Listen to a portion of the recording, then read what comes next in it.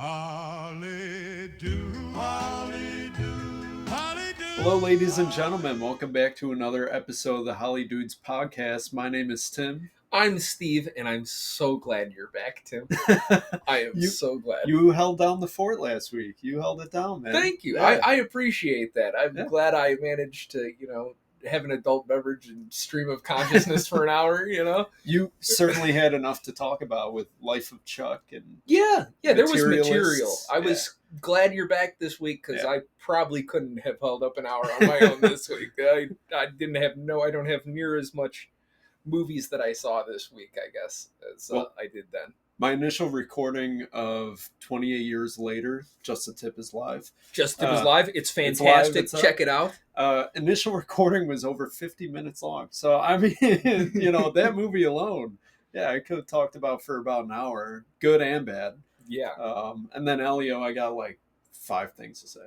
That's it. Dude, yeah. And they're all bad. They're all angry. They're not all bad. All of mine are. Yeah. It was so mid. I was trying to remember the plot of the movie earlier to make the video, and I'm just like, I really don't. I'm like watching the trailer, and I'm like, that happened. Yeah. Well, we'll get into that more, but first, let's get into the box office. Let's get into some box office. Let's do it. So, How to Train Your Dragon slayed the weekend. The week. Week 24, 123 million and a half. Saw that coming a mile away. Right. It wasn't going to be dethroned. No. After last week's opening being so impressive, I'm like, okay, so there is an audience for this. I personally, I was like, dude, this movie's going to bomb. Oh, yeah. They spent $50 million on pre-production of a shot-for-shot remake. Yeah, that's where you fucked up. But it made the money. People are coming out to see it. Like I said when we were talking about our predictions for this movie, a lot of people are connected to the movie from 15 years ago. That crowd are now like 22, 23 years old. Yeah. Like they're ready to go out to the movies and buy a ticket. You and I were both on the internet 15 years ago. Did you see anything when the original came out? I probably saw more hype when the sequel came out than when the original came out. Yeah. But that, that shows, there was a building for that franchise, right? Like people were eager for a sequel, so eager enough for a remake. Yeah. It was fine.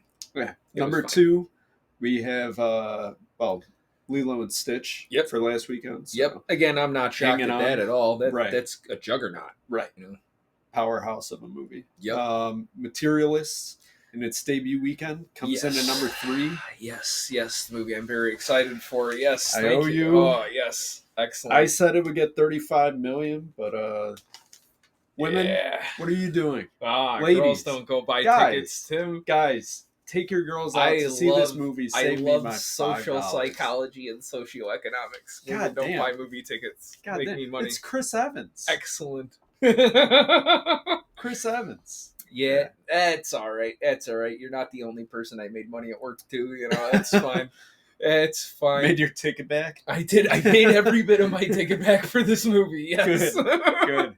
Just play some $5 bets here and there. You think it's gonna make a bunch of money? Yeah, here.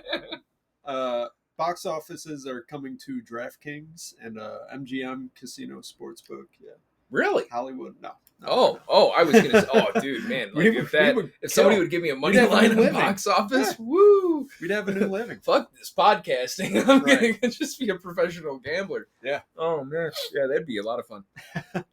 Number 4 on the week was Mission Impossible: Final Reckoning. So this thing, seeing a little bit of almost like an uptick as far as popularity at the theater, which is predictable. We're going into the summer months where like a big bombastic action movie starring Tom Cruise is, that's what people want to see in the theater. They don't want to see Elio. They want to see a Mission Impossible movie. Or Dragons. So this is a month after the release. Yeah. A month. And it's still hanging on. It's it at made number $16 4. million. And how much positive word of mouth have you heard about this movie? I've heard nobody talks about it. I was positive about it the first time. Tentatively positive about it the first time, but yeah, that changed the week that it was actually released. By the time I had, been able to think about it more, just can't really get into it that much. It's almost 3 hours long. Right. Yeah. It's not a movie that But it's I'm hanging eager on. to rewatch. I wasn't people are, super happy apparently. with it when I saw it the first time. Mostly based on, the ending was like, what the hell, man? Thunk. Yeah. And her bad guy goes by. What? I laughed when that happened. Everybody, Because like, of the people in my maniacal, theater laughed. the and cackling and Yes. so long, Ethan. But it doesn't work for a Mission Impossible movie for me. Like, I need like a serious ending, spoilers for Mission Impossible. They came out a month ago. That's We've already spoiled 7 years death old on this now, podcast. Yeah. But Fallout's ending with John Lark getting the hook through the face. Yes. Did that land for you? Because that was sort of similar to where it's like, oh, John Lark's gonna get away, and then no, smack. He's out. Yeah, that was pretty good. That worked for me. Yeah, that worked for me because it was like, one, there's the gruesome aspect of like this dude taking a hook to the face. Yeah. Two, like it was like they were having a good battle and all this, and True. that could have killed Tom Cruise too, but he ducked. Andrew Cavill didn't duck. Whereas this one was just like they're Smack. on the plane and it's just like slip, smack, dead. What? like your big what bad happens that when was you're playing built- around on planes. They built this bad guy up for 6 hours. Yeah. And then thunked his head off a fucking plane. Yeah, it and killed him. literally was 6 hours. 6 hours of 6 building hours. up Gabriel. For Solomon Lane, all you needed is one shot of him killing a girl in a record shop. That's it. That was enough. And then you're like, I'm on board. This guy's compelling. Yeah. Philip Seymour Hoffman's character. Can't remember his name. But, that opening's all you needed was the opening scene of him torturing that girl Ethan. and Tom Cruise, right? Yep. And this is the sickest, most terrifying villain we've seen on screen in a He's while. not even, Philip Seymour Hoffman is not someone that I would consider imposing, No. I wouldn't be, afraid if I saw Philip Seymour Maybe not Hoffman. physically, but mentally imposing. That's what it is. And Gabriel, I just never felt like he had anything. I don't think anyone did. Right. Dollar store Pedro Pascal. Pedro was too busy being in literally every other project. Other movie. Yeah. Yeah, I'm sure he got a call or his agent got a call when they were casting that role. And Pedro said, I'm sorry, I can't shoot with Cruise for years. Yeah. I'm in 8 Disney Sorry, I'm projects afraid and a of materialist. Oh my god. Yeah. Glad to see it making money though. Yeah. Ballerina came in 5th, added 14 million, brings its total domestic gross to 46.5. We'll probably be getting 6 more John Wick movie spin-offs just about. We're going to, because they're going to keep nailing this franchise, but this movie was kind of a big disappointment. Yeah. Going to lose some money. Not enough for them to care. I don't think John Wick is a recognizable IP. They're just going to put more John Wick into it. Like you said, it was clearly touched by 2 different directors. Yes. So, yeah. Chad Stahelski, I think the guy's name is. Yeah, it's like Chad Stahelski. I keep wanting to say Stilinski, but that's because I'm rewatching Teen Wolf. Chad's going to come back and make everything all right. Yeah. Don't worry. Hollywood needs more Chads. More Chads, less. Giga Chad. I don't know what's the Democrat beta version of a Chad. You call that? What's Elon's kid's name with all the crazy characters? Yeah. Karate Kid Legends number 6, 7.8. Then Final Destinations, Phoenician Scheme, Life of Chuck and Sinners. Life of Chuck. That was the opening weekend for wide release. Yes. So yep. 3.3 million on a wide release. It was never gonna do money. No. I'm surprised that it even didn't get any market. That's the problem. If they marketed this movie, it could have done something. Right. But they didn't market it. Or release it during Oscar season, award season. Why didn't this movie come out in November or December when it would be a shoo-in to win some Oscars? Instead of in the middle of summer or at the start of summer when the next 6 weeks are just straight blockbusters coming out. I mean, easily best adaptation, at least. You know? So this is the second week it's in screenings. Yes. I don't see any showings for it around me. Yeah, no. This was a 1 week release, pretty much, and it got $3.5 million. That's why. It had a higher per theater average than the Everything But the Top 5. Yeah. So yeah, would have came in number 6 for its per theater average. Yeah. So not a terrible weekend, but not enough to save a movie that wasn't marketed at all. Right. What can you do? It actually had a higher theater average than Materialist. So really, because no, JK, haha, I'm reading the wrong numbers. Don't listen to me. But it would have been great. Yeah. So it should have got a wider release. It's a beautiful movie. Can't wait to talk about that this week too. Hell yeah! Yeah, I got some thoughts I'd like to share. That will be awesome. As far as our predictions for this weekend, so weekend 25, Sunday. Yes. Yeah. Yep. We filmed this on a Sunday. Hopefully it comes out Sunday night. If YouTube behaves. Right. Yeah. YouTube and the heat wave and all that sort of stuff, work together. Anyway, they're predicting How to Train Your Dragon to hang on to the number 1 spot and add 37 million. As far as our new movies, we've got a couple of them in the 2nd and 3rd spot. 28 Years Later is predicted to be 2nd place and with a $30 million opening weekend. Yep. Sounds about right to me based off of the hype I'm seeing on the internet. Yeah. Elio, $21 million opening weekend. I wouldn't be shocked if hopefully that's a little bit under. There was no one in my screening. So yeah. I think it was me and then 2 others. Yeah, there was no one there. No kids are running out to see Elio that I've seen. They're all going to see How to Train Your Dragon again. Right. Or Lilo and Stitch at number 4. If I had those options. Yeah. Yeah. They won't be wrong. Yeah. No, they would not be wrong. Yeah. Those are much better movies than Elio. Lilo and Stitch is going to add just under 10, and Mission Impossible will add another 6.5. So hopefully I wouldn't be shocked if Mission Impossible if that number overperforms. Just based off of what we saw last week. It's got to make basically $1 billion to get its money back. So it's not going to make that. It's not going to make that. But it's pushing. It's trying. It's giving it the college try. Yeah. The Cruise try. It's doing a Tom Cruise run through the box office. I'm pretty sure, correct me if I'm wrong, but I'm pretty sure Cruise is financing a large portion of these movies. So yeah, a lot of these are his passion projects. He's just going to keep doing it. He's got an endless supply of cash at home. It's like that scene in American Made where he's just got money falling out of every part of his house. Yeah, that's Tom Cruise right now. I haven't seen that bad boy in a long time. That's a great movie. Again. Check it out. I'm doing a rewatch of Teen Wolf at the moment. So the original? Talk about the 2010s remake. Okay. Yeah. I want to talk about that in our what we did this week. Cool. But so that was the box office for weeks 24 and 25. The worldwide, the only thing really of note is that How to Train Your Dragon's opening week jumped it into the 8th spot in the worldwide box office for 2025 with a worldwide total of $358 million.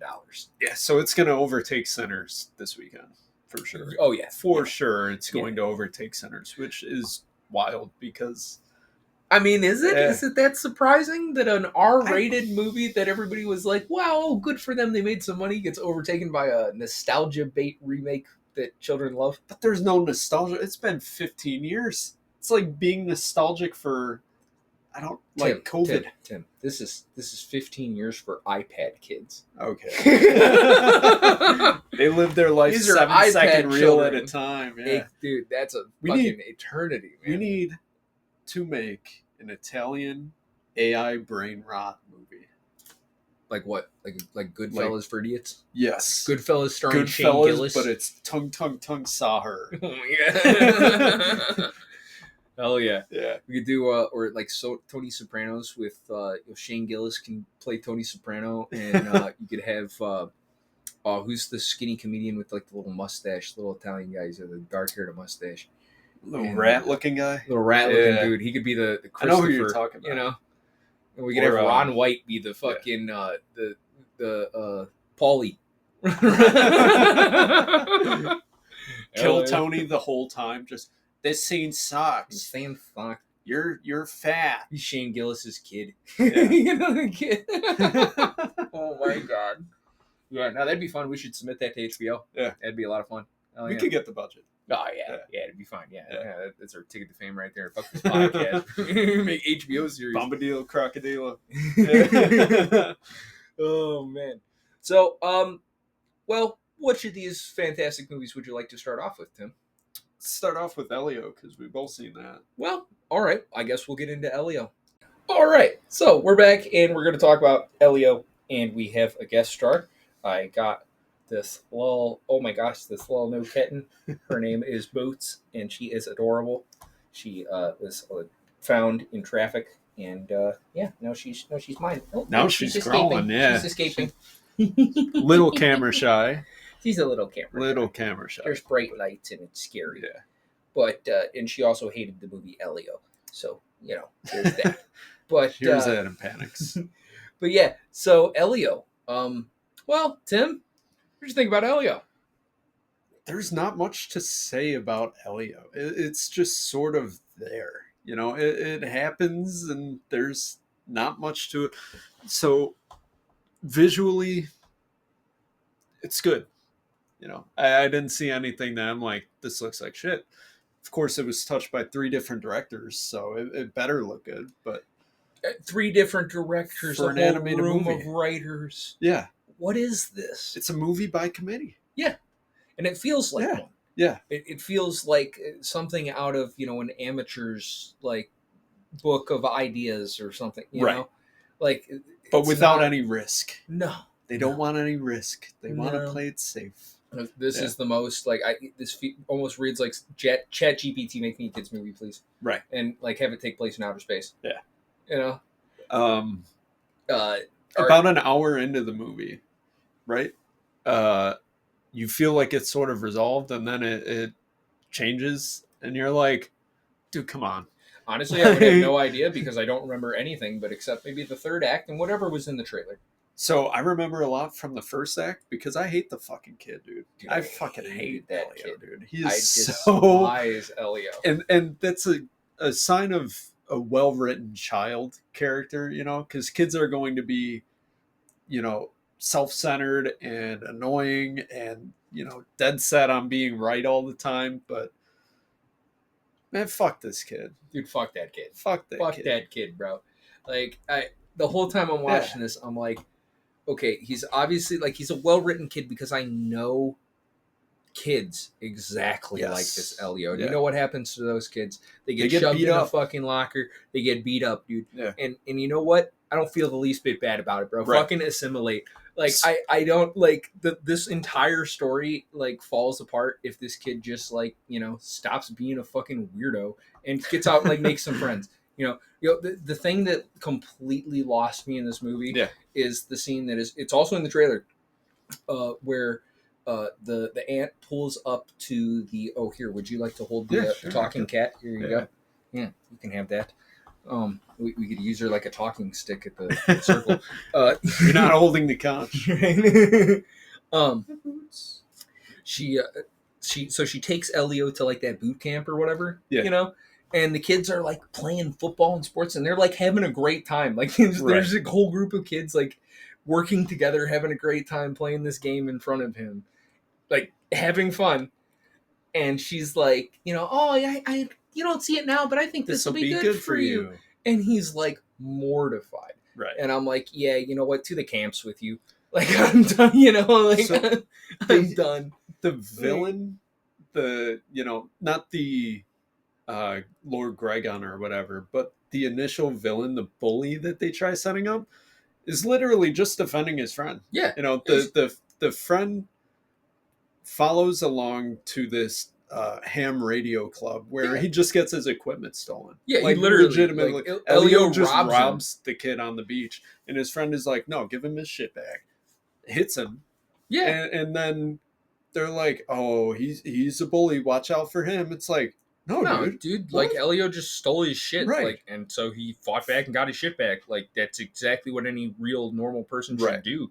So what is this movie trying to say? Right.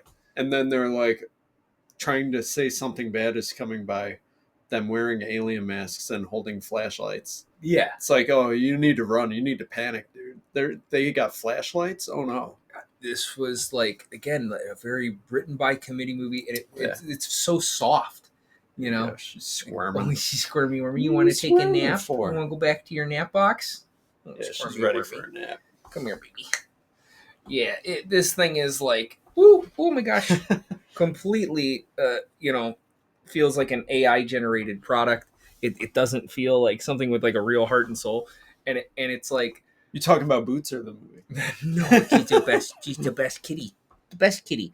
No, Elio is awful, dude. Like it feels like it's written by committee, and none of this like really feels like. There's any weight? Like, there's no weight to it. None. There's never any like sense of stakes. The relationship between the aunt and the kid like feels so weird. Like it feels more like somebody's babysitter. Like, to me, it felt like they were trying to do a Lilo and Stitch, being like she's really struggling to try and raise this child, and then it just didn't really go that way. Like she constantly turns down promotions just in the name of she wants to be an astronaut, right? And, but she doesn't go for it, and that's somehow supposed to be Elio's fault for it. Like, no, dude, you could be an astronaut and still have a kid, right? I've done paid it plenty enough to of have times. childcare, then, right? Right. You could go to space and forget about Elio, dude. Yeah. Who cares? Fuck that kid, dude. Fuck Send him to an orphanage. He's a fucking weirdo anyway. Right. So maybe he'll learn to do accountant shit at that orphanage. Dude, the accountant crossover with Elio. Yes. Yeah. Yes. Becomes one of the special assassin children. Spoiler, Elio is the kid then they're hunting down an accountant too. Yeah, it's so bad. And I don't remember, like, it was so immediately not memorable. That's why a video didn't, get made yet. Because it's like, I don't... Amnesia. I didn't even remember, like, when I got out, I remember I'm driving out of the theater, and I call my wife, and I'm like, honey, I don't even really know what happened in this movie. Like, I remember the last little bit. I remember what just happened, but this was so utterly forgettable. Like, the first hour and changes, I have no idea. I have no idea. I don't know what happened. Yeah. Like, we were talking about it now, and it, like, rings some bells, but a lot of this is, like, this was a movie that I saw and immediately just went completely out of my brain. Right. And that's sort of the effect of not having any stakes for any of the action, for any of the drama, like nothing. You clearly could have made a better movie out of this, but you chose not to. Yeah. It would have been too much work to make a good movie. Those 18 writers and several directors, too they many wanted cooks. to go on break. Too many cooks, man. This is it was rough, and I'm glad that I don't ever have to see it again, because they're not making Elio 2. No, I don't think that sequel's happening. There was 20 million. Did you just have the final? Did you stay for the final post credit scene for lizards? Yeah, that looks pretty fun. Oh no! Funny. Wait, there's a there's a little skit for a new movie or what? Yes. So this thing has like a couple of post credit scenes. One is I saw the first one. This one is at like all of the way past the credits. Oh, yeah, like you have to stay for like not just the credits, but like the final, like this like studio and this studio, this at the very like, and it's just a brief teaser for this movie Lizards. Okay. That, like, essentially it looks fun. It looks fun. It was this essentially like a Geico gecko lizard looking sort of thing, and he's standing at a smartphone and he keeps pressing the lizard emoji on the smartphone and like getting more like kind of aggressive with it, and his eyes like go for like he's like looking at you to like they just start like kind of just moving around to the side of his head, and he's just like just pressing this button, and that's the teaser. Like, but it looked funny. For like a 10-second teaser for a movie, it was like, okay, I'm excited for a bigger trailer for this, So we'll see. And then we're going to get a big trailer, and I'm going to be like, oh, this looks like some stupid little kids movie with annoying characters. But, we'll see. I like lizards. I have a lizard. Why not? But Elio 2 not happening. No. And for good reason. because the movie just the villain Lord Gregon is nothing. There's nothing, and Brad then drops that like warmongering persona like at the drop of a hat, right, like, which you always knew was going to come. You always knew it's going to happen. Unless you've never seen a movie before, Elio is not going to surprise you at all. It is the most basic paint by numbers movie. It's just this is how to kill or how to train your dragon, but like with aliens. Yeah, essentially, like at least the Glordon and like Lord Gregon story, because it's oh, you're gonna be like this war kill things, man, I don't want to kill war kill things. Oh, that's okay, son. I love you anyway, even though I don't understand you. It's gonna be fine. And Glordon, the son, his only motivation is just snuggles, like being wrapped up. He just wants to be swaddled. What? And how? Let me ask you this: if you were a small child and you were like, "Man, what's this marketable like plushie toy that I want to like have on my shelf?" Is it A, Stitch, B, whatever the hell that black dragon is from Toothless? Toothless, yeah, from How to Train Your Dragon, or is it C, Glordon, the like toothy fucking grub that like sprays webs out of its ass? Like, I want the. You want the alpha. You want the alpha stuffy. Alpha stuffy. Complete with realistically sized Johnson. Yes. Yeah. It's not as soft as the other plushies. No, we went straight to 20 elbow years later. Yeah. Shakes a little. No. I want the little computer. I want that little computer, the infinite knowledge thing too. Yeah. Right. That was a cute little design. Yeah. And then they spent no time with it all whatsoever. No, that's the thing. You don't meet any of the characters enough to care about them. I'm like, oh, okay, these are cool. And then spend 5 more minutes away from them. The only alien that you ever interact with again, really, outside of that like introductory scene for the aliens is the like big like stingray looking thing. The one that's Jamila Jamil. The Questa, the one that reads minds. Yes. Yeah. That's and again, only use when it's convenient to the plot. Like not seen doing anything particularly special. Or and I understand it's a kids movie and it doesn't have to be like realistic politics. No, I want Star Wars Episode 1: The Phantom Menace. I want to have trade debates policy. Hell yeah, and trade policy. That's what the kids want, dude. But I just like, okay, so these people were like attacked, assaulted, and like possibly killed, and but like they're no consequence. They're based on acceptance. Like no sanctions at the end. Dude, all the kids right now are watching is just CNN and Fox News. They're watching. I would at least have a 30% tariff on fucking. Walk into any preschool and ask them what they think is going on in Iran. Like they're gonna have enough conversation to talk for days on the whole Iran all over the bomb, place, dude.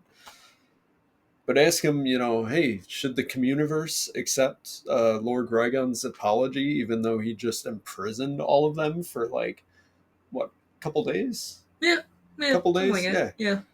Probably without food or water or bathrooms for aliens. Alien rights. Yeah. To alien rights. Or is this like, I don't think they had like a Milky Way convention. I don't think there's any rules in outer space. Yeah. Well, they should, because, dude, how are you not going to sanction Lord Gregon after his just blatant disregard of your sovereign rights? 80% tariff on battle materials for Lord Gregon. What battles are they doing? They're assaulting hippies, space hippies. True. God, it's terrible. It's stupid. You know what movies like this lead to is more No Kings protesters, pacifists, or soft fucking pacifists. Need more crusaders, man. I want Kingdom of Heaven, but like for little kids. You need to start putting that out there. King of Kings. Yeah. King of Kings. The King of Kings is, pre-Nazi propaganda. It's very anti-Semitic. Yeah. So, can we move on to like not Elio. Yeah. Fantastic. How about you tell me about some dick swinging alphas in 28 weeks later, years Let's later, get into 28 decades later. 28 centuries later. Hell yeah. Hell yeah. Yeah, cool. Let's get into 28 years later. That sounds great. Do it. Hell yeah. All right, yeah. So 28 years later. I Yeah. want to hear about it. I did not get the chance to see this one this week. Oh, you missed out. I really think you did. This is a movie that audiences seem to either love or hate. So it's one that you want to see in theaters. Judging by the Rotten Tomatoes response, it seems to be that more people love this than hate it. Right. For now, at least. We'll see. We'll see about that. So this one's directed by Danny Boyle, written by Alex Garland. They're the duo responsible for 28 Days Later, the first movie in the franchise. Which I did really enjoy 28 Days Later. Yeah. That's pretty good. And it's got... Cillian Murphy. Well, yeah, but Gleason. Brendan Gleason. Yeah. Yes. Yeah. I wanted to say Patrick, and I'm like, it's not Patrick Gleason. That's still a little too Irish. Yeah. Yeah, Brendan Gleason. Yeah. And yeah, that's a pretty surefire way to make me at least partially enjoy movies. So, Right. Yeah. Right. He's in Bruges. So Yes. favorite best movie? movies of all time, Yeah. dude. Undisputable. Oh, man. Undisputable. One of the best movies ever. Easy top 10. So 28 years later brings us 28 years after the rage virus took over the United Kingdom. So, and I see, just in some reviews of this that, like in 28 weeks, yeah, the end, this virus is like pushing towards the they're mainland, at right? the Eiffel Tower. Yeah, in that last scene. Yeah. And apparently that sort of retconned. Kinda, yeah, retconned or pushed them back. They didn't exactly explain, but yeah, it's possible that it got out and then got pushed back, or it just never really happened, and this just follows up from 28 days later. All the interviews I've seen since this came out with Danny Boyle, he's not even being clear on it at all. So I don't know if they had a plan for that. No, it might be a rights issue whether or not they can say this is, not canon or what. But well, I believe it's the same distributor from the first one, but again, just different directors. Right. So 28 years later, we follow a 12-year-old named Spike, played by Alfie Williams. Already lost me. Enough of these child characters. He is one of the highlights of the movie. He's really good. That's a lot of what I see is that this kid surprisingly is really good. Crushes it. He's really good. Her Jodie Comer's pretty good in this as the mom. She's great. She's good. Great. Yeah. Aaron Taylor Johnson, also really good. He's not in too much of the movie. Yeah, I heard he's like in the first first bit and he act. disappears. Yeah.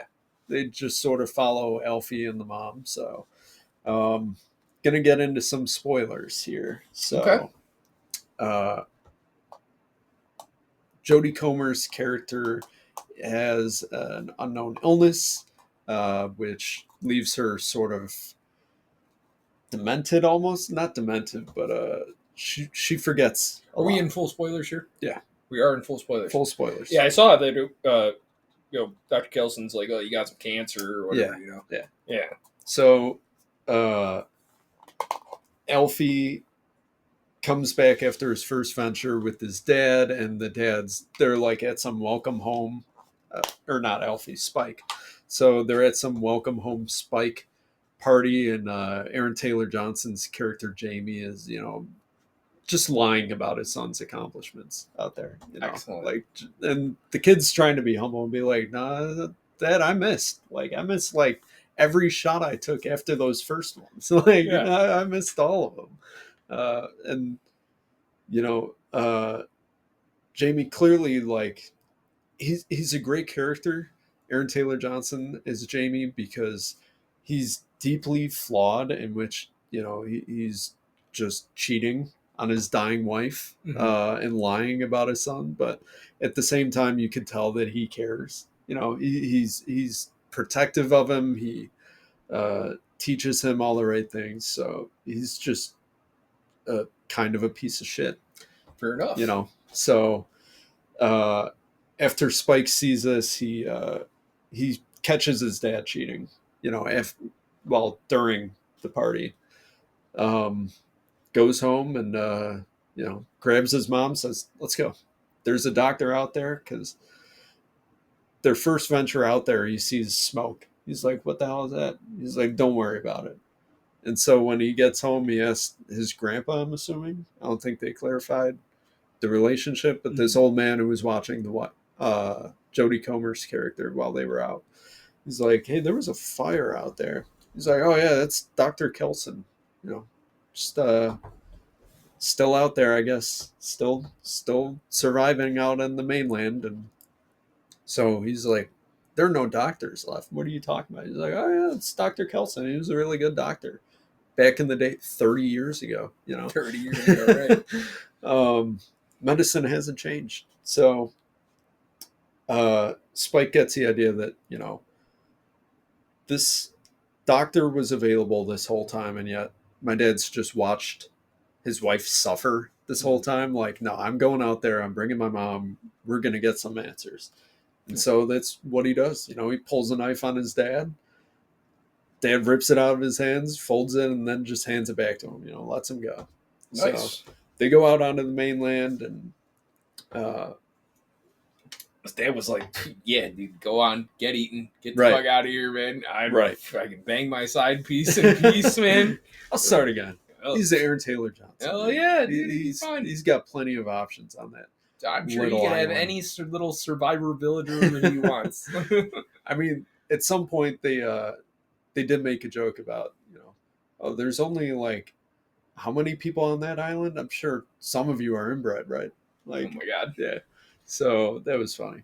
Did we ever see any web toes in these villagers? Are they like really strong swimmers, or? Oh, we didn't see any of that. It's just a lot of older people. Should have went there. Like, yeah, maybe in the sequel. It's a planned trilogy. Yeah, I saw they filmed back to back with the 28 years later, The Bone Temple. Different director. See Rick and Morty. Rick and Morty. Have you ever seen Rick and Morty?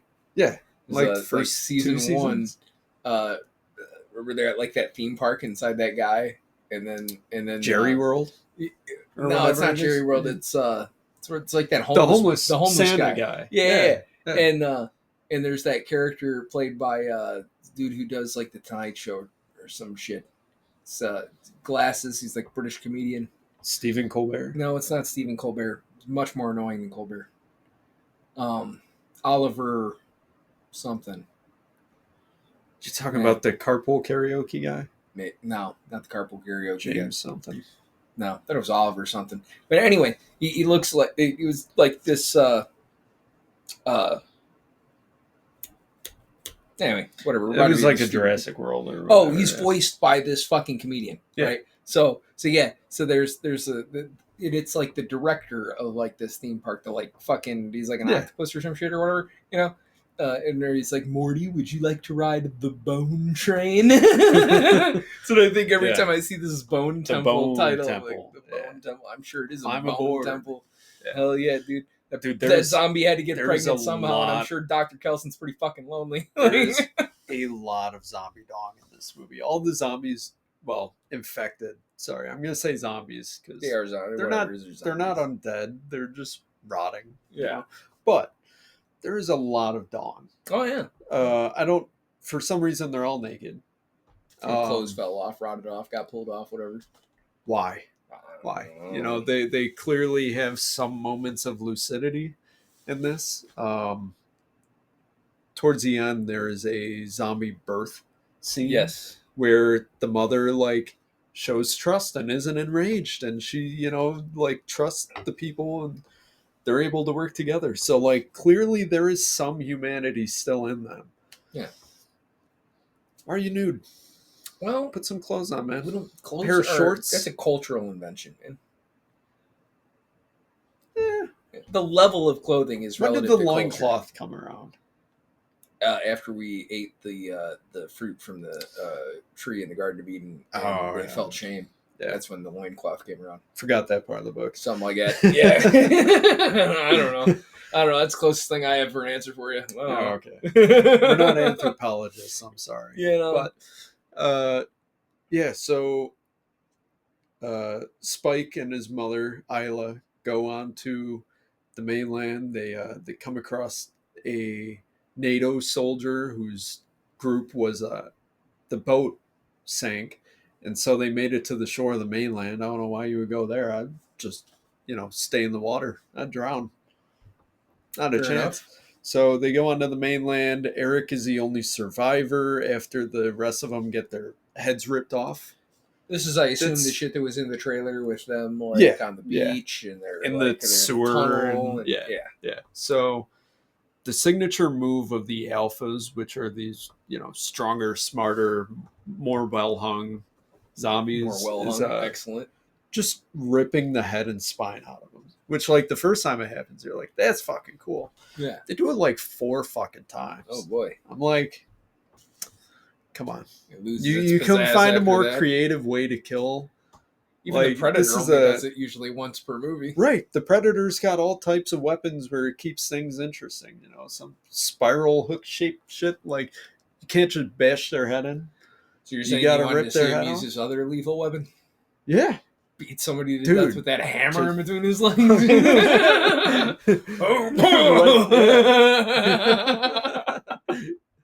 Fatal back shots. That's what I'm Fatal looking back for. shots from the alphas. Oh, yeah. Oh, shit. Oh. Technical difficulties on the pod. Yeah, We're close safe. enough. Okay. Hey, wait, it's in the frame. It's Yeah, been in the wait, frame the wait. whole time. Oh, really? That's fine. Yeah. Here comes the sun. So, Dr. Kelson's sort of like studying them, but not really. He's just making some wild sculptures. accusations and assumptions. Yeah. But Ray Fiennes is really good as Dr. Kelson. When they finally Another do, in Bruges alum. Yeah. Oh yeah. When they finally get to him, that's where this movie gets pretty emotional. Like I saw this thing like apparently slows down a bunch in the second half. Like the pacing into is that. odd. The pacing in the first act, the editing just sort of jumps around a lot. It's very reminiscent of the frenetic. first one, but not well done. Like it's not charming when it does it. Yeah. But then the second half feels like it's directed by Alex Garland. Okay. Which I bad, loved. in my opinion. Frankly, I loved the second half of this movie. Mm-hmm. There's really gorgeous shots, just sort of painted in here somewhere. When towards the end of the first act, when Spike and Jamie are running back, there's a shot of like them approaching the causeway, which is like still just sort of like knee deep, but they're able to cross that. Like they can run through that. And the shot of the stars and the Milky Way galaxy reflecting off of this, I'm like, that is fucking gorgeous, dude. Gorgeous cinematography. And then there's the bullet time stuff, which I'm like, so you did not like the bullet time stuff? No, this is 26 years after The Matrix. Why are we doing bullet time? Like when Boondock Saints came out. Does it like slow it was down? old Like then. this is like like they're like dodging arrows or bullets or shit? Or No, it's literally like mid kill. So it's like they're running or like arrow through the heart, and then it jumps around, and then you see the rest of it. It just like pauses in the middle and then shifts over. It's not done well. So why even do it? And the marketing about filmed on an iPhone, we found these landscapes with $1 million worth of rigs. Yeah. We found these landscapes that hadn't been touched in 28 years. So we had to use an iPhone, and that's why we had to use bullet time. You didn't have to use bullet time. You could have had one shot. It's a 2D movie. Right. Why? That's interesting. But you don't I've seen get a lot that of people shit. like that. You don't get that shit in the second act of this, where it's Spike and his mom. There's one questionable editing choice where one of the slow ones is crawling up to Spike, and before it eats him, just cuts to him being awake and the thing dead. And you're like, oh shit, what happened here? And they walk away, and then it cuts to the mom killing him.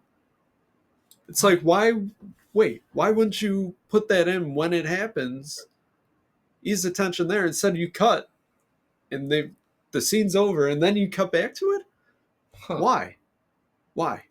The editing choices in this are fucking odd, dude. And I'm pretty sure the editor for this got an Academy Award at some point.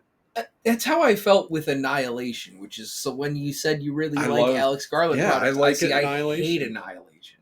I like it. And a lot of people do. Yeah. And I think Alex Garland's very kind of polarizing director, because it's one of those things where it's like you either really like his shit or you don't. Yeah. And like the only thing that I've seen of Alex Garland that I could say like, yeah, I really enjoyed that is Ex Machina. Really? Like, not Civil War, not no, Warfare. Civil War sucked, dude. Warfare was nothing. I love like, Civil War, dude. I hate Civil War. Civil War. Nothing. Love it. It was nothing. I've seen I get what he was trying to do. I've seen it like 5 or 6 times. I've seen it a few times. I get what he was trying to do, but it's just not good. Like, it doesn't make for something that I am like, yeah, I should watch this again. Damn. You know? Yeah. Like, interesting art piece, but just like Warfare, again, this isn't something that I'm like, yeah, I should watch this again. Yeah. Like, it's just like, yeah, I saw that, like, an art installation, and I wouldn't go see it again. You know? So, interesting art piece. That's how I'd use to describe 28 years later. Okay. The critics love it. I don't get it. Yeah. Especially with how shitty the first act was, editing wise. There's a lot of cuts to like these old movies that don't really add to anything. There's random shots of people on the island wearing these like creepy looking masks and these weird paintings, but doesn't do anything. It doesn't go anywhere. I don't know if they're trying to set up for the sequel, but you're not into British mainland history enough apparently to understand and appreciate that stuff. I don't know. Conquering other people. Yeah. Dude, I love me some stealing resources. imperialism. Yeah. Hell yeah, dude. I'm a huge fan. Yeah, we should get back to that sort of shit. I was trying to explain the whole like difference between like Iraq, Afghanistan versus Iran to somebody, and it was like, look, like those were like, especially like now that we have access to this information and stuff going back in the past, like that was a play for resources, right? Like we wanted what was underneath them, and we staged, toppled their government. So we had a war, toppled their government, so we get those resources, right? Like it makes sense, you know, in that capacity. The Iran thing is like, no, dude, like we just like we are like severely ideologically opposed, and so you know if you're you know our ally is fighting you and you're fighting our ally, and so yeah, we're getting in there because you know. I mean, our tax dollars are already being used against them, so I feel like America just wants credit for it instead of letting Israel. Oh, I'm neither like no or like you know I'm not saying this to like condone the war in Iran. I'm just trying to explain the difference of why we're there. Like there really ain't fuck all under the ground that is worth going over like a massive world war in Iran, right? They got a lot of redstone there. Yeah, but like we should be going to war over Africa, not fucking Iran, you know.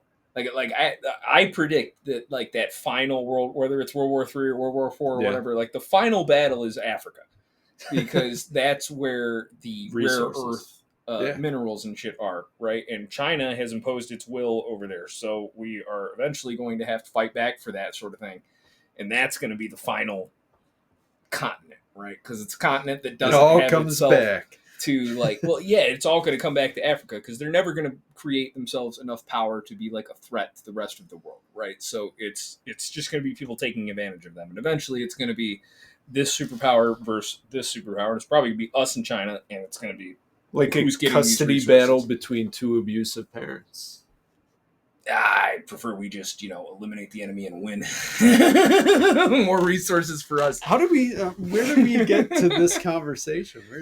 I don't know how it got here, but it ended up in geopolitics. I knew it was going to end up here eventually. Dr. Kelson. They get to Dr. Kelson's Bone Amusement Park,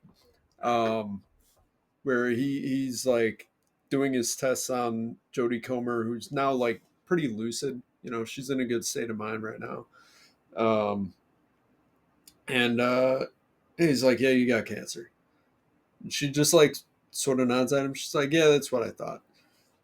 Turns Spike's back, and he blows a little tranquilizer dart at Spike, tranquilizes him, and then she goes off and he kills her, sterilizes her skull, and Spike gets to put her head facing the sunrise right on top of the bone spire. I don't know what you could call it, the bone temple. Bone temple. Yeah. So Dr. Kelson be impregnating really, zombies. really touching scenes here. This was more to me than what The Life of Chuck Oh my god. ever did. What? So yeah, this part of the movie was fucking great. And then snap cut to Kelson and Spike running from Samson, the alpha, who was he's the father of the infected baby who's not infected. So it's the not baby's Dr. healthy. Kelson giving it to these zombie women in the bone temple. Right. Oh, That we man. know of. That I was hoping we were gonna do a pun on this bone temple thing. No. And It's not Boner Temple. So it should be. just snap cut, like instantly cuts to them running from Samson, which I'm like, why did you not kill him when he was tranquilized? This alpha with the fucking 10-inch dick is chasing you, and you got him tranquilized again, and you just sort of walk away. Well, I don't know if it's like that whole like leave no trace sort of mentality of these people are, they're animals. We just need to observe and not interact with them, but you're just trying to rip your fucking head off. I'd kill him. that would make sense. Personally, I'd kill him, and so Spike ventures back, leaves the baby at the gates, and goes back to living on his own back in the mainland, trying to find others. And he's cooking some fish. This is at the end of the movie. He's cooking some fish on the road and starts getting chased by infected. Comes across a roadblock, and you think, okay, this is it. Like he's gonna get killed. And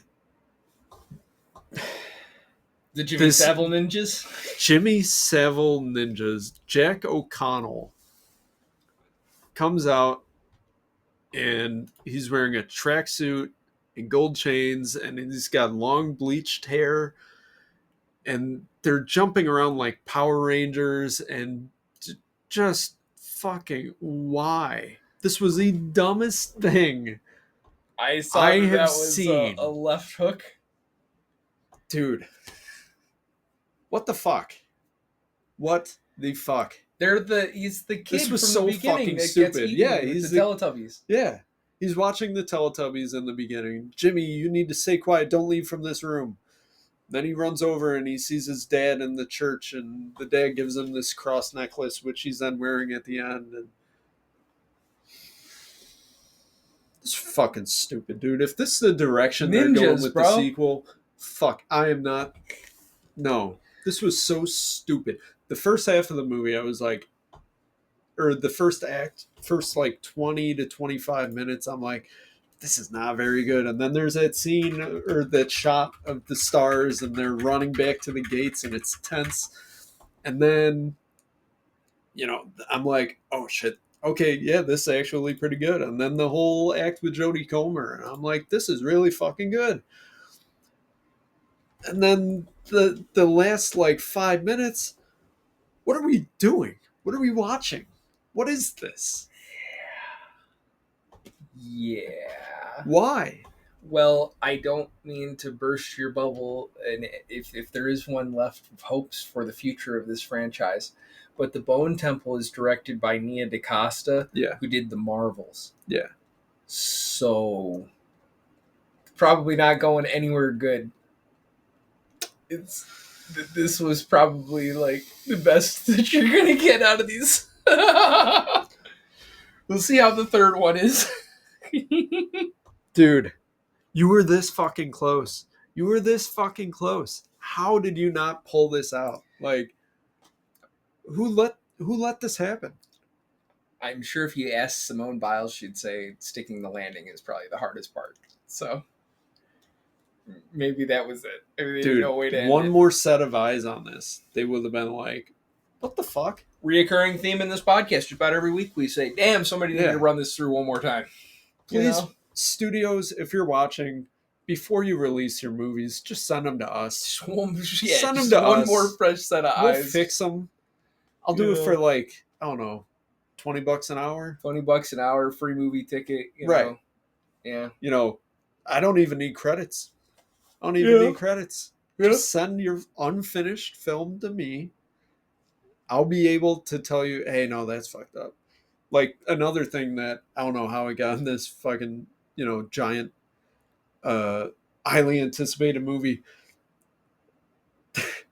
There's a shot in the first act where there's this herd of deer running, and it is the worst CGI I've seen in a movie in a long fucking time. There is, don't let me forget about this, to show you this scene. There's a shot in episode 1, season 1, so the pilot of Teen Wolf. Yeah. That when I saw that scene on Twitter of the deer in 28 years later, I was like, dude, this is the same animation. This is the same animation. What it looks like, so one of the later seasons of The Walking Dead, there's this, I've only seen it on YouTube, but other people will know what I'm talking about if you've seen The Walking Dead.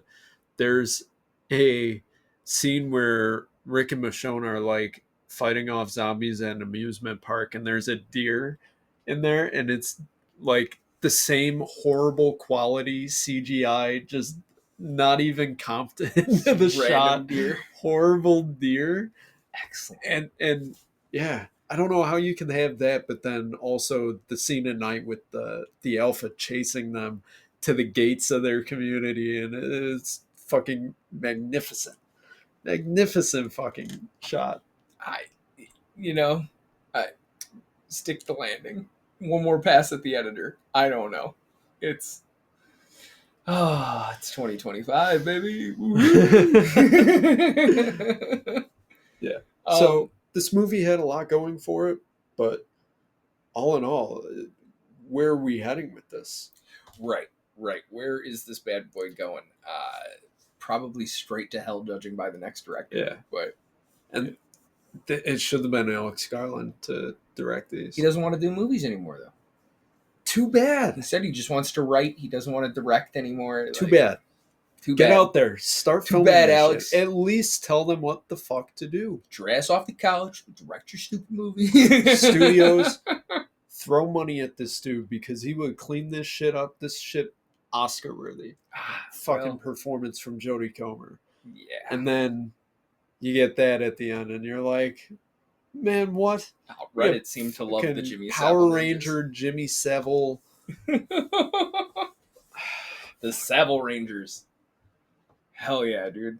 And it's funny because there were shots in the trailer that people were speculating about, this hanging infected that's got a bag over his head, and carved into him is the name Jimmy.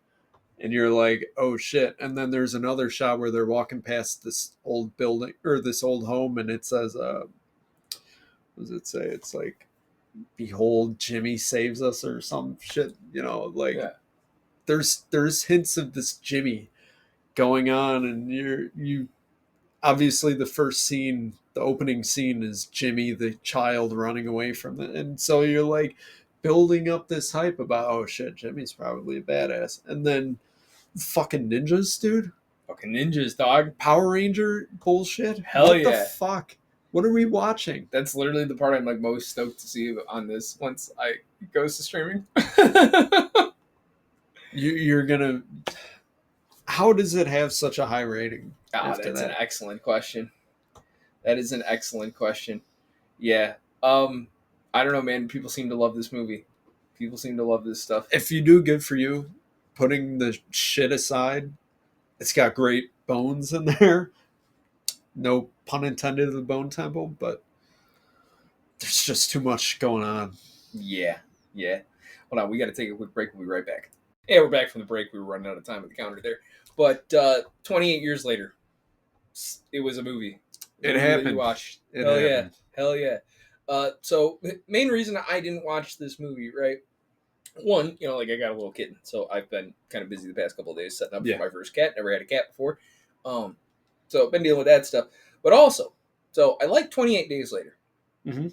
And seen 28 Days Later, and like when 28 Weeks Later, I was like, oh, okay, cool, great, I'll see that. And I was like a kid at the time, but like I was able to watch R-rated movies when I was a kid. My parents were cool about that. Yeah. So we're watching 28 Weeks Later, and like that first, it's like within the first like half hour of this movie, there's the scene where they're in the hospital or whatever, like the quarantine hospital, and like his wife's like strapped to the bed and he kisses her and he like rages out, and when he sticks his hands like into her stomach and like rips her fucking guts apart, like that stuck with me my entire life, and I'm just like, it ruined me for this fucking franchise. I'm just Really? like, yeah, no, like anytime I think about this or like I just see like that, and it's like, no, I'm good, bro. Like I don't want to see that. That's gross. As far as gore goes, like I didn't feel like this was over the top with any gore. There was nothing. Again, like ripping the heads and spines out, I don't really give a shit. That's fine. I've seen Predator. Well, when you see it 4 times in one movie, it loses its effect. It loses the weight and gravity to it. The first time you're like, that's fucking cool. The 4th time you're like, again? Yeah. Again, dude? Like it's kind of Mortal Kombat-y, Fair enough. And my other complaint about this movie, why I didn't go see it, right? Yeah. It's 2025, man. There's dicks in all these movies, And I keep hearing about all this, dick swinging alphas, right? There's a whole bunch of cock in this movie. The zombies are running around naked. Okay, great. Well, There's the zombies are running. Well, yeah, but like, I keep hearing about these giant cocks, but in nobody's review have I heard like, yeah, there was a whole bunch of cocks, but this one zombie had this rocking set of tits, and they were just fantastic. And I was like, I mean, they weren't.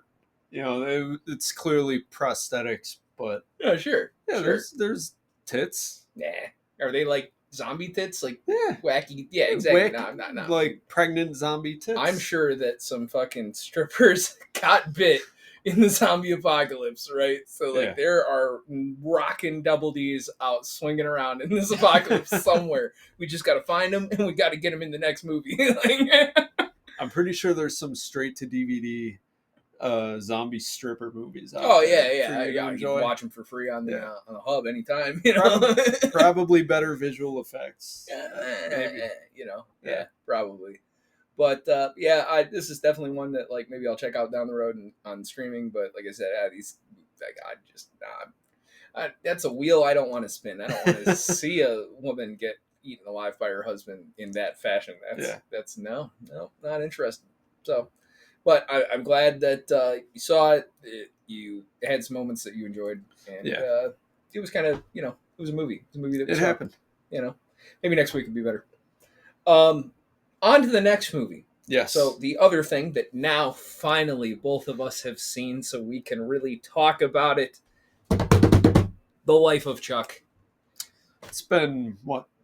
3 weeks since you saw it? I think it's been 3 weeks since I saw The Life of Chuck. Yeah. Yep.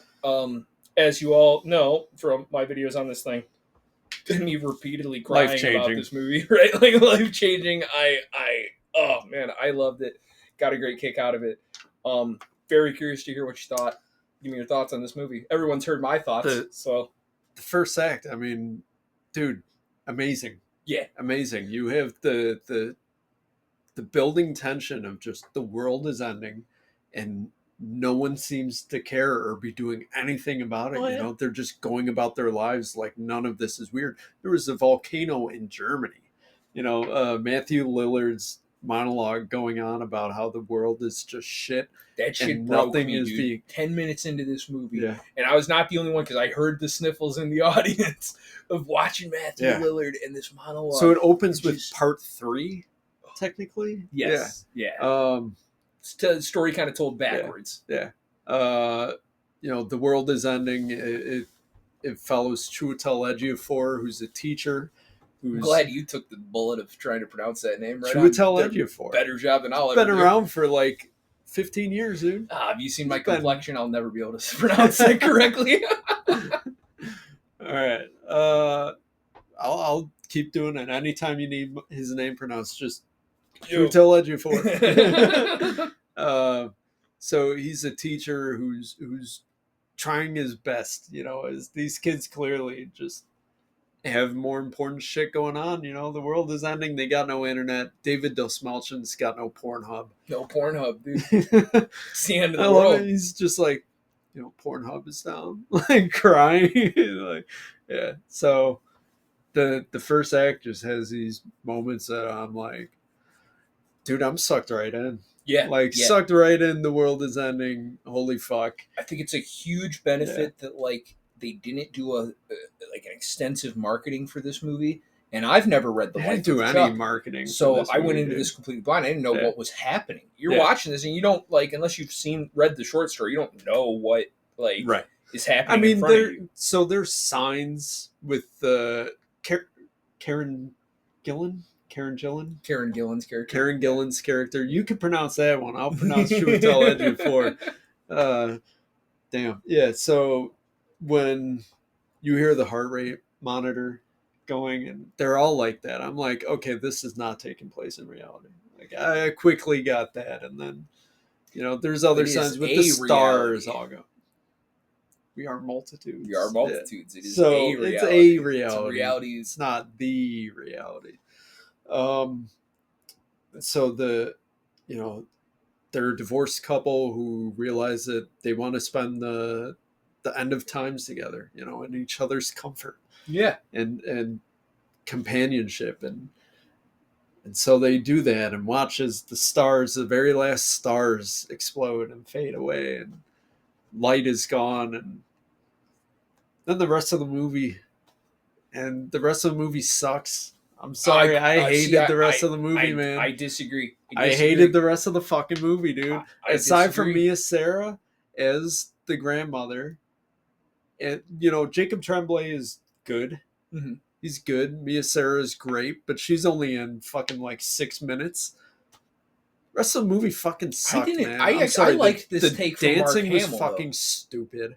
You didn't like the dancing? The dancing was fucking stupid. You need to take a moment and just Fucking- live, Tim.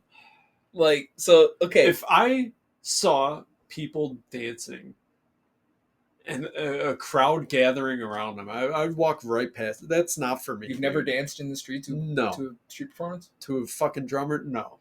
This is fucking stupid. not all to a these drummer, strangers but, getting like- together. Wow, keep going. One more. The fuck? What are we watching? We're watching You these told me two this. people at this and then awesome I'm like, dance scene. I'm like, okay, so there's no way this is taking place in real life. Like, this has got to be some other version of the world is ending, and we're gonna get to some, you know, impending doom is coming any second now, right? No, Well, okay. no. So it's kind of an exaggeration, right? But it's the concept is that this is the small moments of living in between the monotony and the drone of like your actual life and all the stress and the stuff, you know. This is what Stephen King thinks normal people do. Just dance in the fucking street. It's symbolic. Fucking it's stupid, not dude. actually like Here's your symbolism right there, Oh man. my Fuck god, your I loved symbolism. it. It was This a beautiful, sucked. beautiful little moment. I did not cry in Act 2. Act 2 did not make me cry. I cried in Act 3. I cried in Act 1. You know, but Act 2 did not make me cry. It was just a beautiful little like intermission. You know, Took me out of it, man. And then after that, where you're supposed to be like, okay, well, let's check in on Chuck as he's like 13, 14? yeah, he's like He's a kid. Yeah. You're like, all right, you're watching him learn how to dance. This feels like a totally separate movie from Act 1. It is. All of it. It is like it, three 'cause like, I completely was different sold stories, on Act different 1, man. worlds of your life. You know. I was sold on Act 1. Yeah. I mean, I get that. I wanted more. I could totally understand it because Yeah. it's tonally 3 different stories, right? Yeah. But it's the 3 different. It's 3 different parts of your life. Like the tone of my life and the world that I operate in right now is utterly different than the tone of my life and the world that I operated in, 15 years ago. Yeah. Right. Or 10 years ago, whatever. Right. Like that changes in different periods of your life. So like, Act 1 is, the end of the world that you've built within yourself and like what it means to leave a legacy. Act 2 is like in the process of building all these things, right? And you're It's just dancing in the fucking street. Right, but it doesn't. Stupid And it fucking doesn't drummer. Yeah. Little sister. Come on, little sister. You don't fucking know her, dude. Why not? Why does everyone care? Why is everyone gathering around and watching handsome, these people dance? If you were as handsome as Tom Hiddleston and, is like dancing like that, well dressed, right? And you there was a beautiful girl on the street and you were like, hey, come here, girl. Like, come on, little sister. That would happen. Yeah. People, so I'm going to go right now. I'm going to go down. The phrasing is odd. I will say the little sister thing is odd, but it's probably more relative to the time when Stephen King wrote that thing. Maybe it might have made more sense. It's weird. Dude, in Stephen weird King hippie circle he was operating in. This movie proves to me that Stephen King has no idea how actual people are. Like, Stephen King is not a human. He's a fucking alien who's never seen humans interact. He's a very odd duck, but like, again, you're like taking this far too much at face value. Like, this is a very allegorical story. Like, this is Animal Farm, but not about politics. Like, just give me Animal Farm, dude. Dude, just give me Animal Farm. No, man, it's I get you on part 2. Like, part 2, again, it didn't make me cry, but like okay, you did that final act, right? And you're hard. Yeah, I get you fixated on the dance thing, right? And then the cupola, the magical cupola where you can see your own death. And I'm like, where did this come from? This has nothing to do with Act 1 or Act 2. Yeah, it does. The cupola? Yeah. He can see himself dying, right? So, okay, the where I understand part 1 is that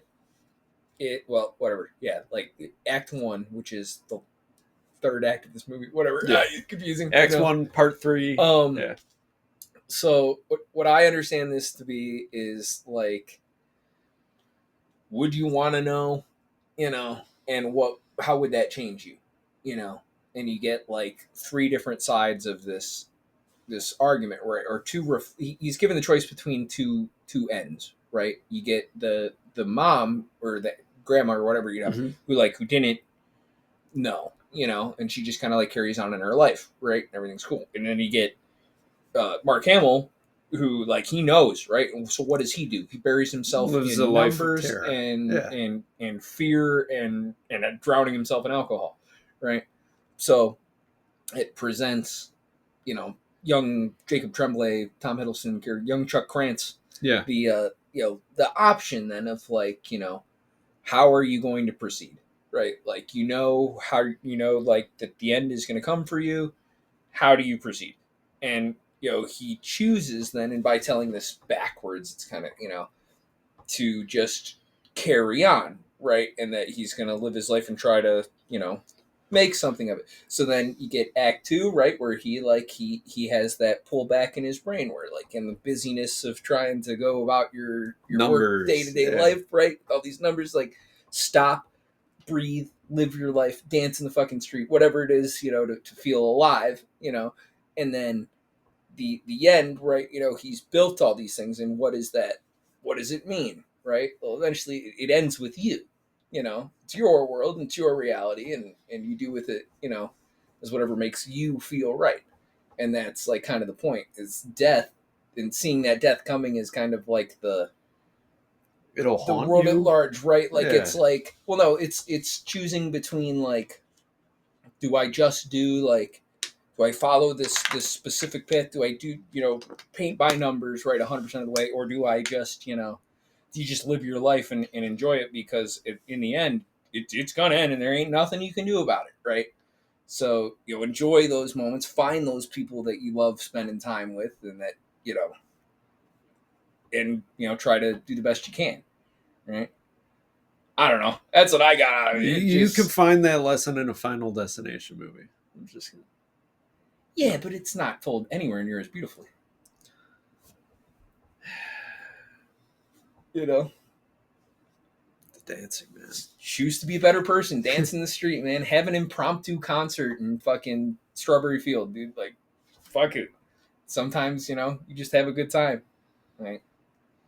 I didn't have. Go buy that crack from the saying. gas station at 1 a.m, Tim. Live your life, Dance with that redhead. Hell yeah, man. Nah, man. I love this movie because we don't get movies like that tell stories this beautifully all the time, and like I keep comparing it to Grand Budapest Hotel, and most people would agree with me that like, yeah, that is a powerful movie right there. So like, this is kind of to me in that same vein, and I enjoyed it. I think we need more of those and less fucking Elios and materialists and Novocaine or Ballerina. Or Jurassic. Well, Novocaine, Universe. Materialists, Elio. Those are all original movies. Yeah, I don't want any of that crap anymore. Damn. I want any of that You crap. want fewer original I movies? want Harry Potter over and over again until I die. Well, they got the new cast. I'm sorry you didn't get Hagrid, but I'm not happy about it. I know that's why I shaved the beard. He wanted I got Hagrid. the notice that I wasn't getting the job, and so I had to get rid of the beard. Yeah. But the Life of Chuck, man, I love it. Everybody should go see it. We've been talking about it for 3 weeks, so we won't talk about it anymore. Because no one else is going to. Because it's not in theaters anymore. It's going to disappear. Life See it of when Chuck it comes on was streaming. Very short-lived. 39 great hours. Yeah, right. 39 great hours in the theater, man. Yeah. Maybe like Tom Hiddleston is a very handsome man, but he's older than 39 years old. There's no way. Like when they were like, wait, he's only supposed to be 39. Like I was like, no, he's got to be at least like 45. Is he? Look up. We're gonna find Tom out. Hiddleston. We're gonna find out right now. How old is Tom Hiddleston? Tom Hiddleston. He's 44. See? Yeah, dude, I was like spot on. Yeah, this like, was yeah, probably it's- filmed. But, so, Jacob Tremblay in the movie goes from like 10 years old to like 18 or 19 years old. So that might have been filmed at a different time. when he was 39. It could have. Could Could have. But he didn't look 39. He looked 45. He had cancer. I'm 8 years from 39. You look like 45, dude. Like, there's no way. We'll see. I looked a lot different 8 years ago, too. We don't know. Yeah. You never know. I don't know, man. Yeah, Life of Chuck. Go see it when it comes to streaming, inevitably on Prime or HBO Max. 3 weeks. Yeah, it'll be here soon. I bet it'll be very soon. Bring Her Back comes out on VOD July 1st. So Sinners is coming July 4th to streaming. Damn. Or like free streaming, HBO Max streaming. Oh wow. Yeah. Free. All right. Sinners is free. Sorry, Ryan Coogler, you got enough money. Yeah, right.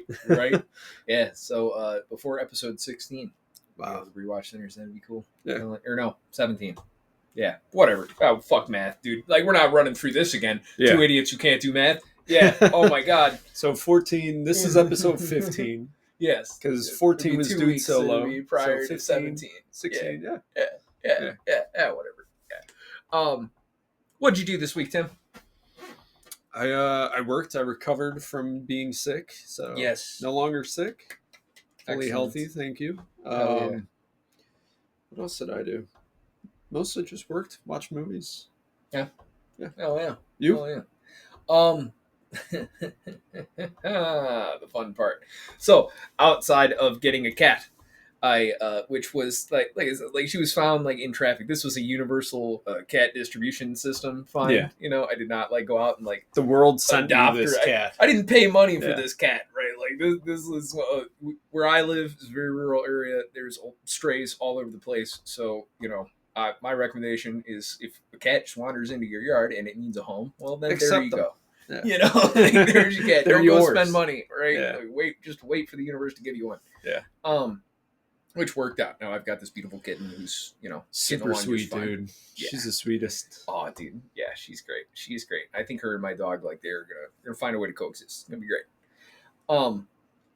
Yeah. So 3 weeks ago, I saw Life of Chuck at a screen unseen, and it was a beautiful thing. Yeah. So I went to the screen unseen this week. What did you see?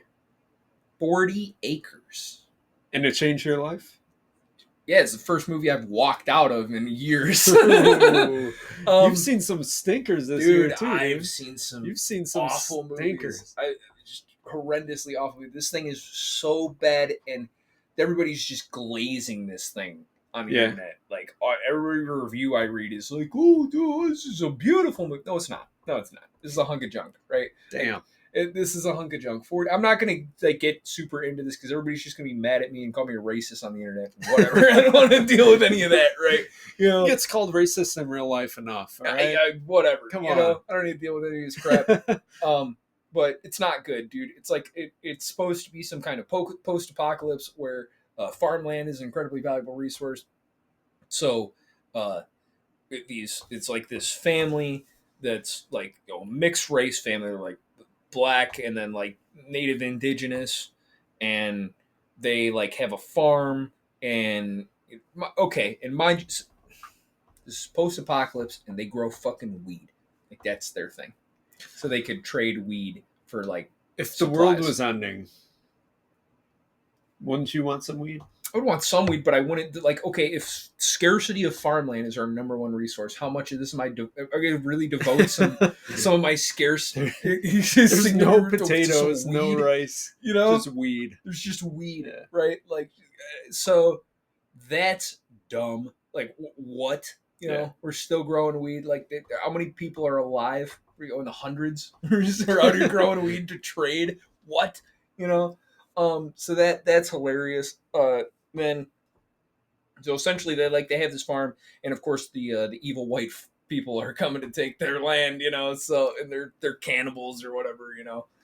This is like supposed to be some kind of. Did the white people have dreads? Is that why they're going to the weed farm? No. They're supposed to be like country bumpkins that want to rob this. They're the evil white man. Okay, you know, they're the evil white man. The evil white man is coming to take this farm, right? I made it an hour into this 2-hour movie, and I just couldn't fucking take it anymore, man. It was so intolerably horrible. And the thing is, this is not like a movie that's coming out. This movie came out last year and did its like film circuit rounds. Oh, really? Yeah, this is a 2024 movie that like did all its shit. Just now found distribution though. This is it's a Canadian film. Okay. So part of why everybody's glazing the shit out of this is it's like, oh, this is a huge step for Canadian cinema, eh? You know, like fucking dude, it sucks, man. It's like, yeah, does it look good? Sure. Like this looks like a professional movie. This is written worse than any. Like this is like, what was that really bad Cloverfield movie that came out? The Cloverfield Paradox. Something like that. Yeah, it's really bad, dude. The Cloverfield Paradox, what's interesting about that is that it was an entirely different movie, which was then bought and then edited to be a Cloverfield movie. Like, it had no connection to it when it was originally made. I pray to God this doesn't, like, get a wide theater release, because then I'd have to, like, maybe give my thoughts on yeah, you're going back. You got to finish it. Hell no. You got to finish a job. No. This is the worst piece of shit I've seen in forever, dude. Like, this is... I would have turned this off and, like, wouldn't play a video game if this was streaming or something. You know, I mean, this is so bad. You want that? What is it? Subway Surfers going on the right side of the screen. So I tell you, when the opening title card came up for 40 Acres, people cheered. Like, really? The theater was excited. Well, the theater was like fairly busy. It was only like 60% capacity. You know, we were in one of the larger rooms, and they cheered for this thing, and I was like, "What? Okay." You know, so yeah, I gave it an hour, and that was. I'm mad I gave it an hour. I should have left after the first 10 minutes. I should have left after they spent 5 minutes arguing about wasting bullets, and then were perfectly fine shooting incapacitated survivors of the attack while they're laying on the ground. Like, mercy kill. Wait, yeah, apparently you can waste the bullet in that sense instead of like stab him with the katana that you already stabbed him with. It's more like a Walking Dead mindset, to where it's like, oh yeah, we just have an infinite amount of supplies. So essentially, they must have. You know, I'm sure maybe that becomes a problem later in the movie, but I don't care, and I'm not coming back to it. Damn, this thing was so awful, man. Well, you know what they say: you grow the herb, you bite the curb. Yeah, IMDb says, in a post-apocalyptic world with food scarcity, a black family of Canadian farmers descended from American Civil War migrants defend their homestead against cannibals trying to seize their resources. Of weed? Yeah.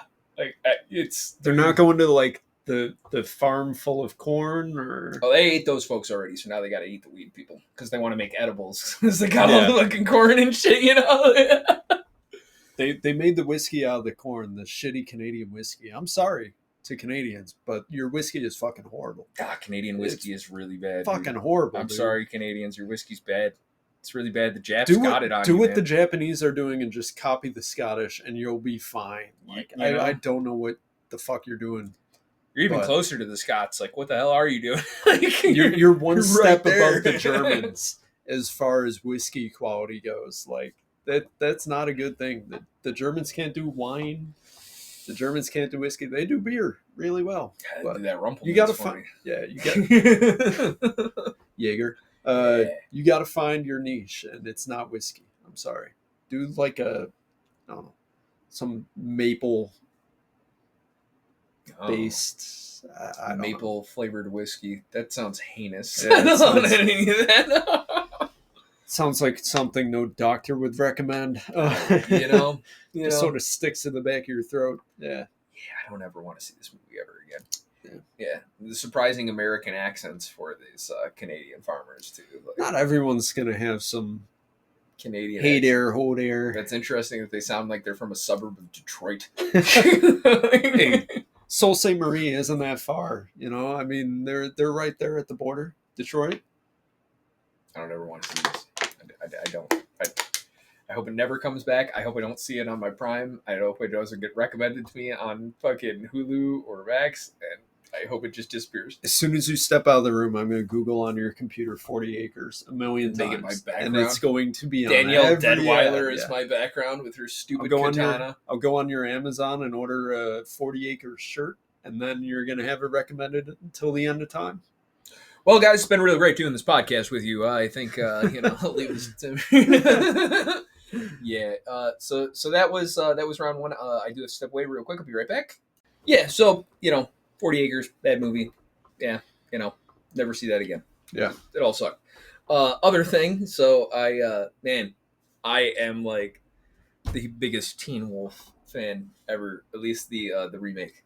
I haven't seen any Teen Wolf media. Oh, None dude, of it. Man, you gotta check out the remake. They did like a TV series in 2011 starring Tyler Posey. Isn't it on like the CW or something? It was it was on MTV like late night. Okay. Yeah, and it's like a horror drama sort of thing. I mean, it's like funny at parts, too. But like it's there's some parts that are like pretty horror sort of stuff. It's a lot of fun. I watched season 1 this week, and then I just started I think the first or second episode of season 2. 6 seasons. Stars Tyler Posey as the main character, Scott McCall. Dylan O'Brien, before Dylan O'Brien got super famous, was in this. This was one of those things that kind of lifted him.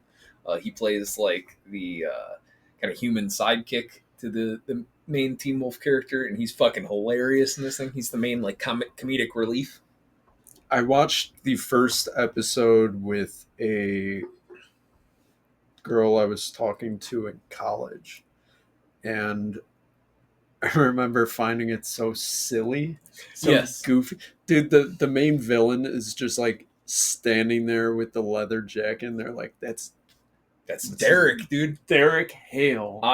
He's such a badass. I have the tattoo, man. What the fuck? I have the Derek Hale tattoo. I have that same. He's got a Triskelion in between his shoulder blades on his back, and I got the same tattoo. I'm like, dude, this is a fucking anime. What are we watching? Dude, it's the best. It's campy. It's fun. It's very fucking campy. Yes, very yes. Campy. It's one of my favorite summertime watches when it's 100 degrees like it is right now. Curl up with the wife, put on some Teen Wolf at the end of the day.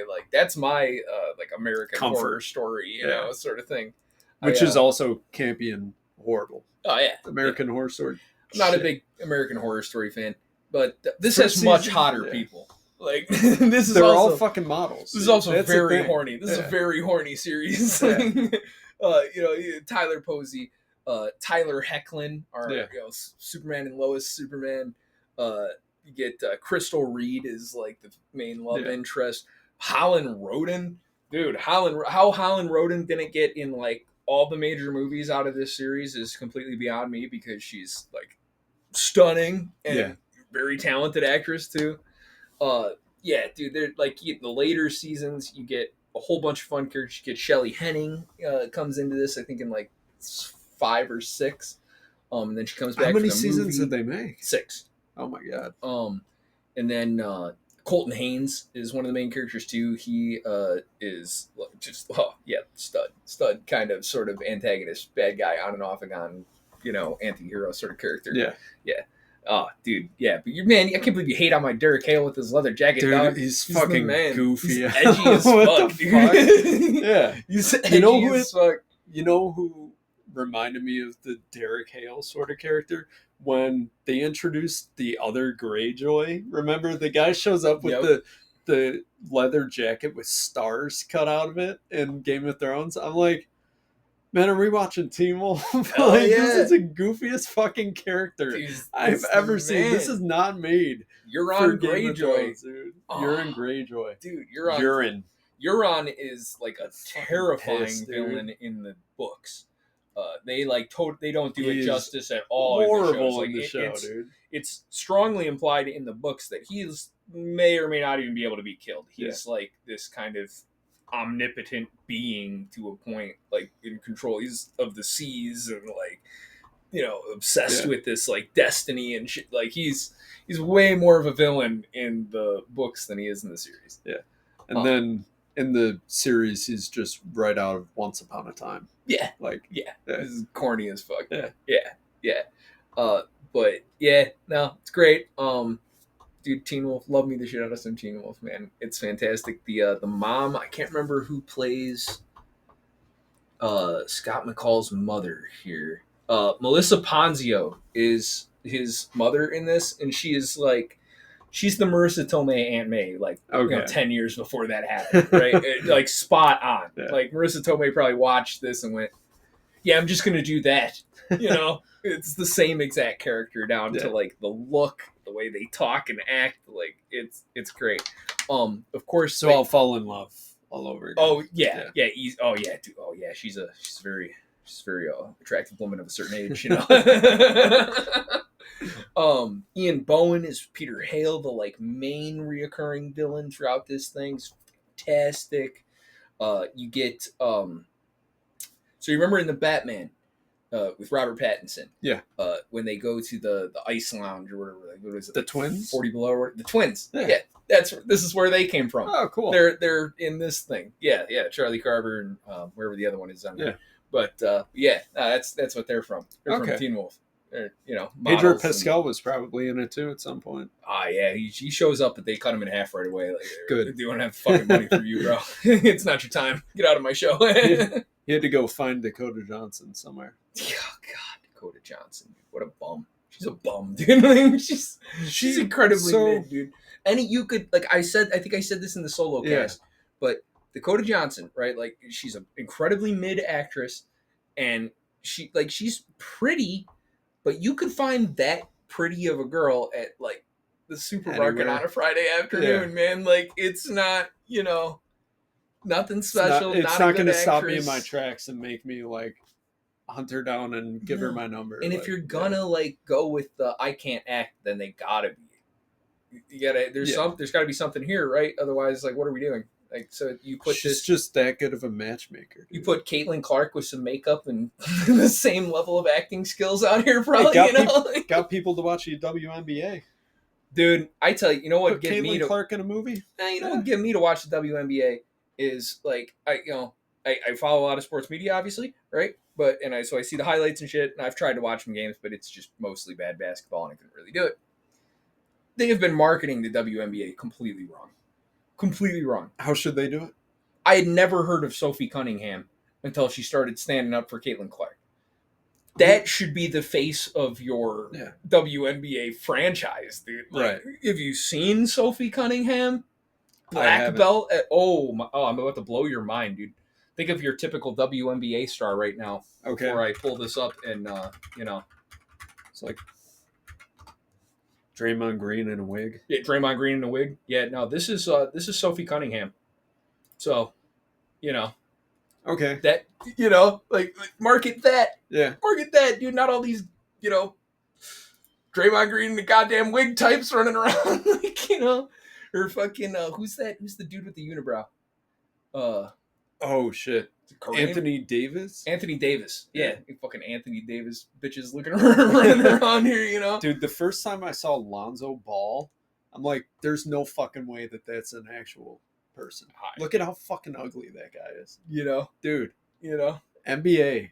I get they're great at balling, but bro. You want to market this sport to an audience that Yeah. will actually watch the games, right? Because I'm sorry, women, but you're not going to watch the games. Like I have female friends, I know women, I work with women. They don't watch WNBA games, right? The only people who like routinely that I know that maybe watch this stuff are dudes, right? So we'll market this sport in a way that we might be interested. I'd start like putting her on the TV and not Anthony Davis in a fucking wig. It's like the Bikini Football League or something. Oh, the LFL? Yeah. The LFL? Lingerie football. Man. Yeah.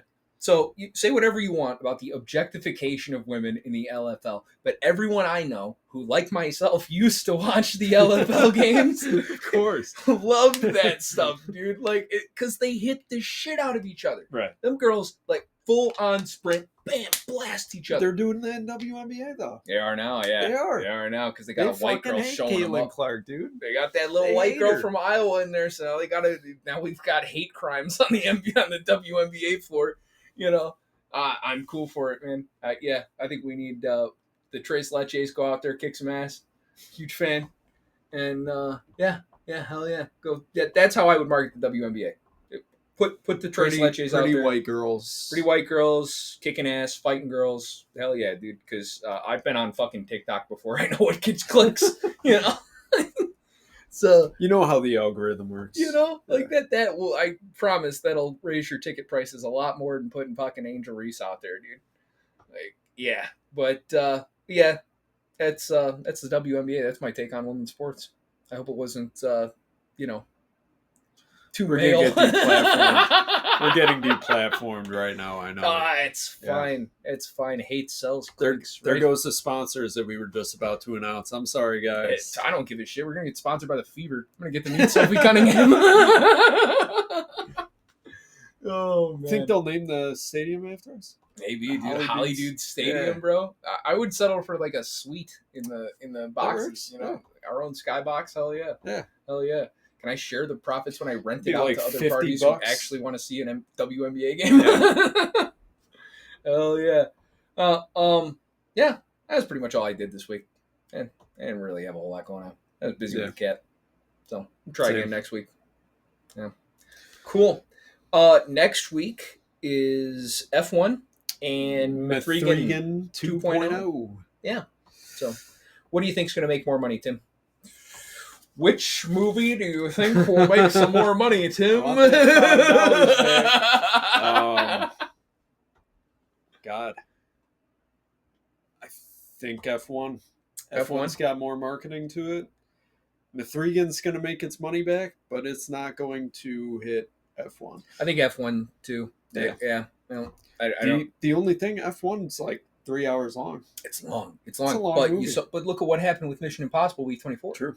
People are still seeing it. And it's been out for like a month, so this is a new adult It thing. would be a month from May 22nd, so it's been a month. Yeah. I don't predict either of them to, make any huge waves. Yeah. But I think F1 will win this weekend and then get completely knocked out of the track by Jurassic World Rebirth. Rebirth. Yeah. Rebirth. Dominion was the bad one that came out a few years ago with the bugs and shit. They're all bad. They're all bad. They're all bad. Outside of the original trilogy, they're all bad. Even the original trilogy. So I am not a fan of. I don't really like the third one. Third one I'm pretty mid on. I love the Spinosaurus. So. I like the Spinosaurus. This first one, yeah, I'm like, I like it. It's fine. I love it. Second one's my movie, dude. I can't remember too much from the second one. That's the one with Jeff Goldblum. I know. Where the man gets ripped in half by those two T-Rexes. Yeah. Like, yeah, that makes it for me. Like that and the Hunter guy. Something Wait, what's his name? But he's got that long name, Charlie something. John Jacob Jingleheimer-Schmidt. Who was what? Oh Jesus! Who was the InGen Hunter in JB2? Oh, it's Roland Tembo. Pete Postlethwaite. Pete Postlethwaite. Yeah, Yep. He's great, dude. Yep. He's great. Yep. Yeah. Fergie and The Town. Yes. Yeah. Yes. Pete Postlethwaite. It's an Inception. He's a whole lot of fun with his little fucking dart gun trying to shoot Yeah. the T-Rex, and then he's like, you know what? This is wrong. This isn't any fun. I'm going home. You guys have fun. See you later. Bye. And leaves. Like, you know, I didn't have any fun. I think what you guys are doing is wrong, and I changed my mind. I'm going home. Okay, right on. See you later. I'll have to give that just another leaves watch. the movie. Like, I'll have to give that another watch. that's my favorite one. That's just like the only thing that completely takes you out of this movie is there's a sequence where like Jeff Goldblum's daughter is like doing a gymnastics routine to fight raptors. Like she does the uneven bars to like kick a Okay. raptor, and it's like, what? It's shot real weird with these odd jump shots and shit, you know. But She's one of the Jimmies. Yeah, she's definitely a Jimmy. Yeah, 100%. But yeah, no, it's out number two. But yeah, before we got completely fucking derailed talking about Jurassic Park 2, yeah, F1's gonna do fine next week, but then get its socks knocked off by this thing because this is gonna come in and they always make money. As shitty as they could be, they're gonna make $1 billion. It'll find a way to make some money. Yeah. People love dinosaurs. Yep. You know? You think it's gonna make that Billy though? Minecraft hasn't hit a Billy. It got really close. True. You know? I don't. If there's anything that's going to make $1 billion this year, Superman. no way. You don't think so? No. You don't $1 think billion? Billion. If there is a movie that It'll make 800, 900,000, no problem. But $1 billion, I thought it would be Minecraft. I thought Minecraft would be the big Billy movie. You know, still could. it's 50 It's mil short. like It's 50 only mil. 50 mil short. Yeah. You know, but I thought that would be it, and even then, that's been months. You know, Yeah. like so, I don't see a market for Jurassic World Rebirth making $1 billion. It might, because people overseas. I think it's going to weigh heavily on the overseas market. Yeah. You know, but we'll see. You know, we'll come back to it next week, and if you feel like losing another $5, Nope, know, I'm not just, putting you know, any more money. just let me know. Given up gambling. Hey, Yeah. I got a shiny 5. I trusted the audiences once, and I will never do it again. Oh man, I trust them to do exactly what I think they'll do. You sheep. Damn peasants, you're so predictable. But yeah, so we'll be seeing probably those two movies next week.